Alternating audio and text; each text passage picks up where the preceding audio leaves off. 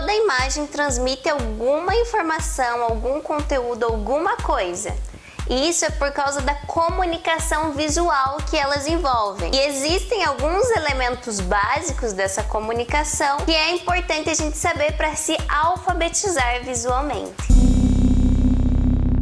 Olá, tudo bem com você? Eu sou Angélica Ribeiro, artista visual, e hoje eu quero falar com você sobre alguns dos elementos da linguagem visual. Estreando a série de aulas de arte aqui no YouTube, eu vou começar falando dos elementos da linguagem visual nesse vídeo e no próximo, que é na próxima sexta-feira.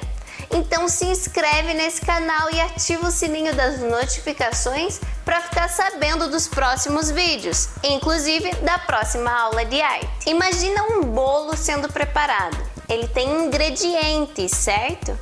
Os elementos da linguagem visual são os ingredientes para criar composições visuais, assim como no bolo usa-se o fermento, o trigo, o que for, para constituir o bolo final. Hoje eu vou falar de 4 dos elementos: ponto, linha, textura e forma. O ponto é a unidade básica da linguagem visual. É a unidade mais simples, mínima, irredutível da linguagem visual. Ele é uma mancha feita pelo contato do pincel, da ferramenta que seja, com a superfície. Alguns exemplos de coisas que utilizam pontos são o pontilhismo, que foi um movimento artístico de fazer obras apenas com pontos e fazer toda a composição a partir de pontos, e também os pixels da arte digital, da fotografia, que são as unidades mínimas dessas linguagens digitais. A linha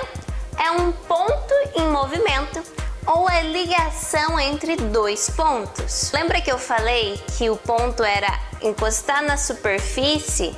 Agora imagine que você encosta e segue caminhando com ele. Essa é a linha. Os desenhos e a própria escrita usam a linha para fazer a fluidez daquilo que está sendo marcado. Mas um bom exemplo dentro da arte para você fixar a ideia de linha são as gravuras. Em especial as gravuras em metal do Rembrandt. Pesquisa aí, você vai ver. Ele fazia ranhuras no metal e depois passava isso para o papel. Essas ranhuras são linhas. E o que é a textura? É a forma como você sabe qual é o material que está ali ou que está sendo representado ali. Por exemplo, você sabe que meu cabelo é cacheado porque você vê os cachos. Você percebe aqui no quadro a textura do giz. Se você encostasse no meu cabelo ou encostasse no quadro, você ia saber que são cachos, ia saber que é giz.